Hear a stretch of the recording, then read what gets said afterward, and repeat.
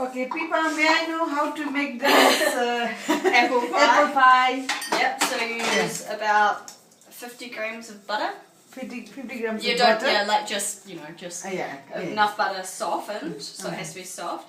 And then you mix with flour and white sugar for the base. Okay. Till it becomes sort of a crumbly mixture like this. Okay.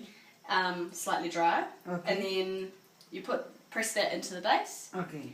Then you slice up apples. Apples, yeah. With, boil it for... Yeah, boil it, just stew it, so a little right. bit, just like a tablespoon or two of water.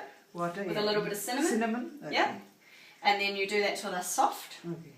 And you put that on top of the base. Okay. And then for the topping, brown sugar, rolled oats, flour, butter, cinnamon. Okay. Mix it all together, sprinkle over the top, bake it. So this much of water is enough? Yeah, that's heaps. Okay. You need barely any water because the apple juice comes out Yeah. as it softens. Yeah. Might just make a little bit more topping. The topping's always the best part.